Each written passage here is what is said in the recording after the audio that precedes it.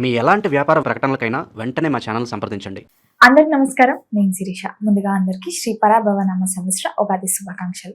ప్రస్తుతం మనతో పాటు ఉన్నారు tarot card reader, crystal healer Sreeja గారు. అక్కతో మాట్లాడదాం. నమస్తే అక్క. నమస్తే శిరీష. అక్క కూడా ముందుగా ఉగాది శుభాకాంక్షలు. సో విశేషంగా చూసుకుంటే మరి ఉగాది నుంచి మీన రాశి వరకు ఎలా ఉండబోతుంది అంటారు? కెరియర్ పరంగా ఎలాంటి జాగ్రత్తలు తీసుకుంటే ఇయర్ బాగుంటుంది అంటారు? నమస్తే. ముందుగా అందరికీ ఉగాది శుభాకాంక్షలు. ఈ ఉగాది నుంచి వచ్చే ఉగాది వరకు కూడా మీ లైఫ్లో అందరికీ మీరు అనుకున్నది జరగాలని నేను కూడా మనస్ఫూర్తిగా కోరుకుంటున్నాను. Thank you so much. Shirisha, ఈ పర్టికులర్గా మీనరాశికి చూసుకుంటే వాళ్ళకి ఎప్పటి నుంచో ఏదో ఒక బిజినెస్ స్టార్ట్ చేయాలి, ఖాళీగా ఉండకూడదు అని అనుకుంటారు.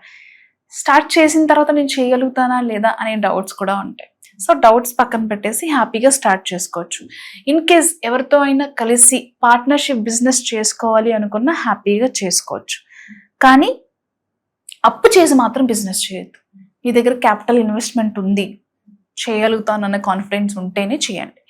అప్పు చేసి చేయటం వల్ల, ఎందుకంటే ఏ బిజినెస్ కూడా ఇంతకుముందు వేరే రాశి గురించి డిస్కస్ చేసినప్పుడు కూడా మనం చెప్పుకున్నాం, ఏ బిజినెస్ కూడా స్టార్ట్ చేయగానే మనకేమి అద్భుతమైన కనక వర్షం అయితే కురవదు.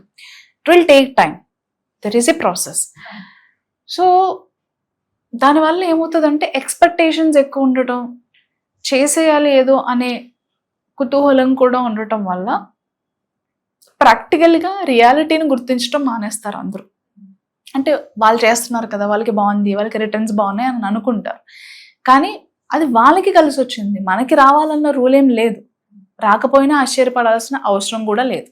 కాబట్టి అప్పు చేయాల్సిన పని లేదు. అలా చేస్తే ఫినాన్షియల్గా ఎప్పటికీ కోలుకోలేని ఫినాన్షియల్ ప్రాబ్లమ్స్ని ఫేస్ చేసే అవకాశం ఉంది.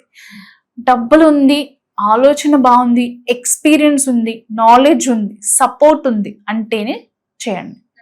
ఓకే, ఒకవేళ నేను ఇన్వెస్ట్ చేసి నాకు దాని దగ్గర డబ్బులు ఉన్నాయి బట్ నాకు నాలెడ్జ్ లేదు, నాకు ఎక్స్పీరియన్స్ లేదు అని అనుకుంటే ఎక్స్పీరియన్స్ ఉన్న పర్సన్స్తో కలిసి బిజినెస్ చేయొచ్చు. బట్ అగైన్ ఎవరితో చేస్తున్నాం, ఎందుకు చేస్తున్నాం అనేది చాలా ఇంపార్టెంట్. అది కూడా చూసుకోవాలి. దాని తర్వాత ఆల్రెడీ పార్ట్నర్షిప్ బిజినెస్లో ఉన్న వాళ్ళకి ఇయర్ చాలా బాగుంటుంది శిరీష. ఆల్రెడీ బిజినెస్ ముందే స్టార్ట్ చేసి కొన్ని సంవత్సరాలుగా ఆల్రెడీ పార్ట్నర్షిప్ బిజినెస్లో ఉన్న వాళ్ళకి చాలా బాగుంటుంది. అది ఏ రకమైన బిజినెస్ అయినప్పటికీ, రియల్ ఎస్టేట్ అయినా, సేల్స్ అయినా, స్టాక్ మార్కెట్ అయినా, ఆర్థిక సంబంధించి ఎలాంటి మెటల్కి సంబంధించిందైనా, సాఫ్ట్వేర్ బిజినెస్ అయినా సరే, ఇండస్ట్రీకి సంబంధించిన బిజినెస్ అయినా, క్లాతింగ్, జ్యువెలరీ, బ్యూటీ ఇండస్ట్రీ కావచ్చు, ఏదైనా సరే, ఏ బిజినెస్కి సంబంధించిన వాళ్ళైనా సరే, అది అగ్రికల్చర్ అయినా సరే, పార్ట్నర్షిప్లో చేసే వాళ్ళకి, ఆల్రెడీ స్టార్ట్ చేసి సోలోగా తన బిజినెస్ని నడిపిస్తున్న వాళ్ళకి ఇయర్లో ఎప్పుడూ చూడలేనటువంటి సక్సెస్ని చూస్తారు. సేల్స్ బాగుంటాయి, జనాకర్షణ బాగుంటుంది, ధనాకర్షణ బాగుంటుంది, మంచి మంచి ఐడియాస్తో, ఆఫర్స్తో ప్రతి ఒక్కరిని అట్రాక్ట్ చేస్తారు. అట్రాక్ట్ చేయడమే కాకుండా దాన్ని మెటీరియలైజ్ చేస్తారు. వచ్చిన క్లయింట్స్ని ఎలా ఉపయోగించుకోవాలి, వాళ్ళతో ఎలా పెంచాలి, సేల్స్ ఎలా పెంచుకోవాలి, ఎలాంటి ప్లాన్స్తో ముందుకు వెళ్ళాలి అనే విషయాల్లో బాగా సక్సెస్ అవుతారు. బిజినెస్ చాలా బాగుంటుంది. లైఫ్లో ఎప్పుడూ చూడలేనటువంటి హైట్స్ చూస్తారు బిజినెస్ పరంగా. చాలా ప్రాపర్టీస్ మీద ఇన్వెస్ట్ చేస్తారు, ప్రాపర్టీస్ ఓన్ చేసుకుంటారు. ఒక సాలిడ్ బిజినెస్ ఎంటర్ప్రెన్యూర్గా మార్కెట్లో చాలా స్థిరమైన స్థానాన్ని సంపాదించుకుంటారు. మంచి పేరు, డబ్బు, నేమ్, ఫేమ్, ఎవ్రీథింగ్ పాసిబుల్ కాదు, ఆ రేంజ్ ఖచ్చితంగా రీచ్ అవుతారు, హై రేంజ్కి రీచ్ అవుతారు.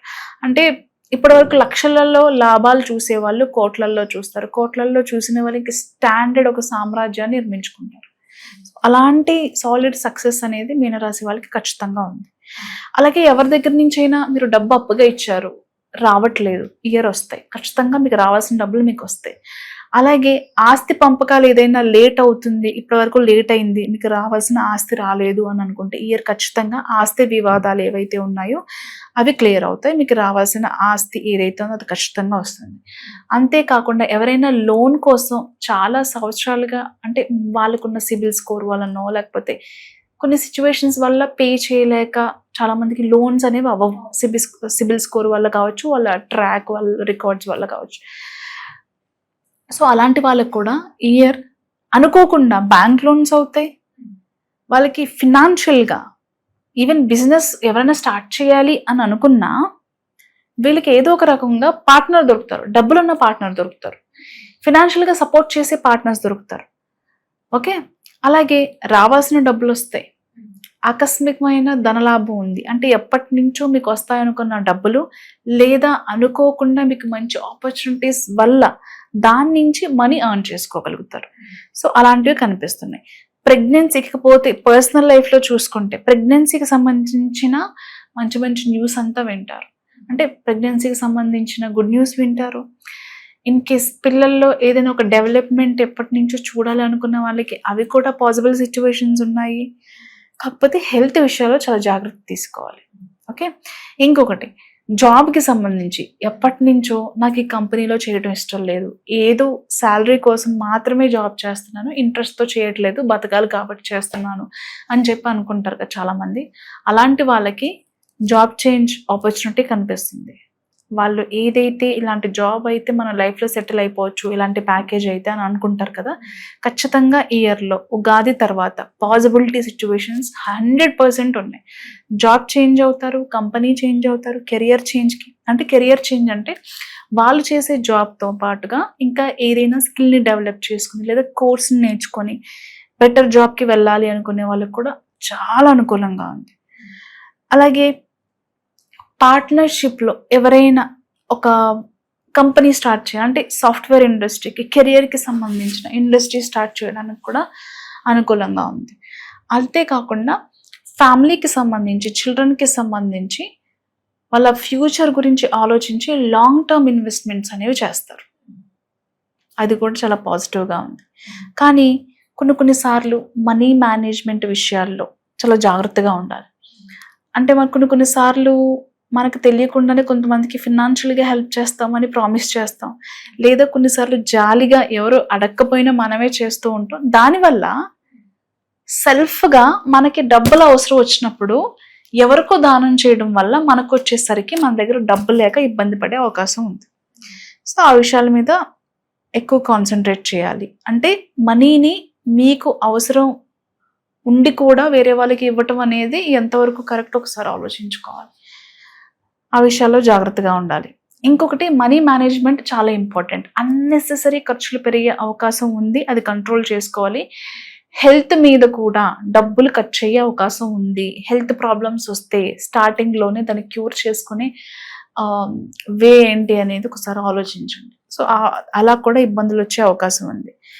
అరేంజ్డ్ మ్యారేజ్కి లవ్ మ్యారేజ్కి కూడా చాలా అనుకూలంగా ఉన్నాయి. ఇంట్లో శుభకార్యాలు చూస్తారు.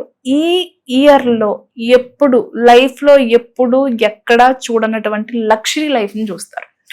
ఖచ్చితంగా లగ్జరీ లైఫ్ అనేది చూస్తారు. అలాగే మనీని కూడా బాగా అట్రాక్ట్ చేస్తారు. ఒక ఓవరాల్గా ఈ ఇయర్ ఇంకా బాగుండాలంటే ఎలాంటి రెమెడీస్ చెప్పండి కొంచెం.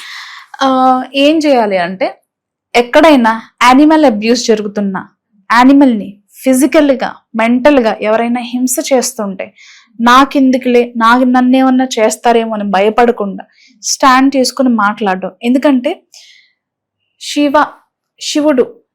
శివుడు అంటే పశుపతినాథ్. సో మీరు నేరుగా వెళ్ళి శివుడికి అభిషేకం చేసినా రానటువంటి ఫలితం, మీరు ఒక్క యానిమల్ని కాపాడినా, దానికి దాహం తీర్చిన, ఆకలి తీర్చిన, షెల్టర్ ఇచ్చిన.